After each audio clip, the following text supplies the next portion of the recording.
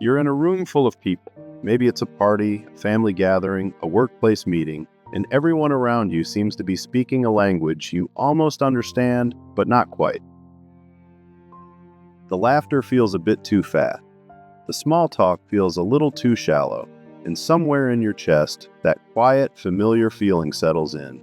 I don't quite fit here. Maybe you felt it your whole life, that subtle sense of being slightly out of step with the world around you.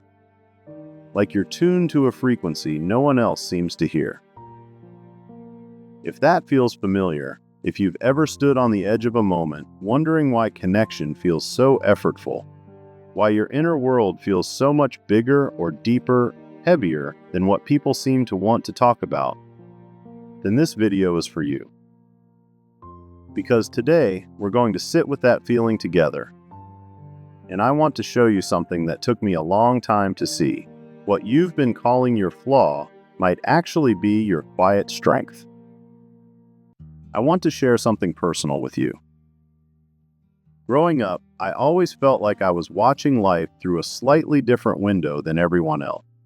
While other kids seemed to move through social situations easily, effortlessly funny, comfortable, loud in the best way, I was the one in the corner, taking everything in, thinking too much, feeling too much, noticing things that nobody seemed to think were worth noticing.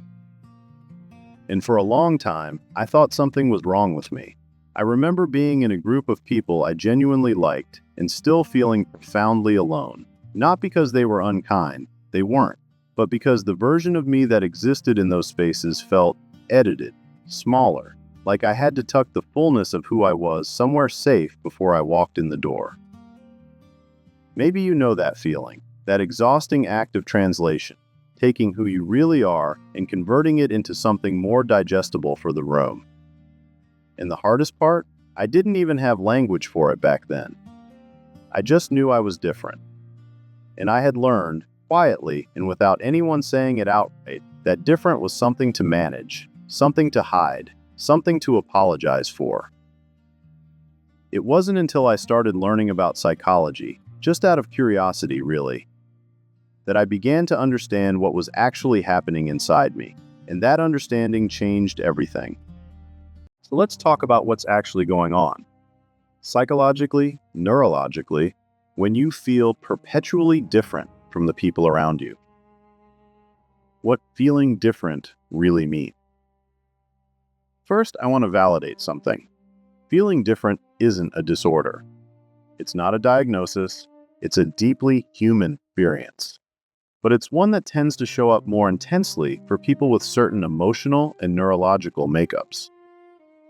Psychologists talk about something called sensory processing sensitivity, a trait first studied extensively by researcher Dr. Elaine Aron in the 1990s. About 15 to 20% of the population carries this trait, and what it essentially means is that your nervous system processes information more deeply than average. You pick up on subtleties others miss. You're more affected by your environment. Sound, light, the emotional temperature of a room. You feel the weight of things others seem to shake off easily. Dr. Aron called these people highly sensitive persons, or HSPs. And while that term is helpful, the experience of feeling different goes beyond just sensitivity. It can also show up in people who are deeply introverted, highly empathic, neurodivergent, or simply wired to think more abstractly, more philosophically, more inward-facing than the people around them. The common thread?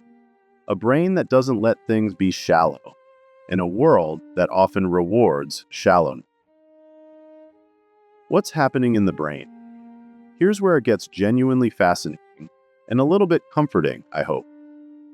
Research using brain imaging has shown that people who score high in sensory processing sensitivity have greater activation in brain regions associated with awareness, empathy, and integration of information, including the insula, which is linked to self-awareness and emotional processing, and the cingulate cortex, which helps us notice complexity and nuance. In plain language, your brain is literally doing more work. It's processing the world on a deeper level. That's not a malfunction, That's a particular kind of architecture. But here's the tension. We live in a culture that is largely designed for a different kind of brain. A culture that rewards speed over depth, extroversion over reflection, certainty over nuance. The cultural context. Think about the environments most of us spend our days in. Open-plan offices, group chats that never stop, social media that rewards hot takes and emotional volume, norms that say, "Don't overthink it," or "You're too sensitive." These environments aren't inherently bad, but they were largely built by and for people who are wired a particular way. And if your wiring is different, you end up spending enormous energy just trying to keep pace. Trying to look like you're fine when inside, everything is landing a little harder than it should. Researcher Brené Brown talks about how belonging is not the same as fitting in. Fitting in, she says, requires you to change who you are to be accepted. True belonging requires you to be who you are and to find spaces where that's actually welcome. Many of us who feel different have spent our whole lives fitting in, and we're exhausted by it, because fitting in is a performance, and no one can perform forever. The gift hidden in the difference. But here's what I want you to hold. The same depth that makes you feel out of place is the same depth that makes you extraordinary. People who feel deeply also connect deeply. People who notice everything also create, empathize, and understand in ways that are genuinely rare. History is full of people who felt profoundly out of step with their world. Artists, thinkers, healers, innovators, whose very otherness was the engine of their contribution. You are not broken. You are tuned differently. And the world actually needs that. So what do we actually do with this? How do we stop just surviving our differentness and start, slowly, inhabiting it as something that belongs to us? Here are 4 gentle practices I want to offer, not as pressure, but as invitation. 1. Name the experience without judgment. The next time you feel that familiar, "I don't quite fit" sensation, instead of immediately bracing against it or trying to push through it, pause. Name it internally. "I'm feeling the gap right now." Or simply, "This is my sensitivity doing its job." Psychology research on affect labeling, the practice of naming your emotional experience, shows that simply naming what you feel reduces its intensity. It moves the experience from the emotional center of the brain into the more regulated, language-based cortex. You're not denying the feeling, you're giving it a container. 2. Audit your environments. Ask yourself honestly, where do I feel most like myself? Where do I feel most depleted? This doesn't have to be dramatic, but gently, over time, begin tilting your life toward the environments and the people where you don't have to perform your way through existence. This might be a smaller friend, a different kind of community, more time alone to recharge, less noise, more depth. You're not running away from life. You're designing a life that actually fits the person you really are. 3. Practice reframing. Gently, when the inner critic whispers, "You're too much," or "You're too sensitive," or "Why can't you just be normal?" Try meeting that voice with a question rather than agreement.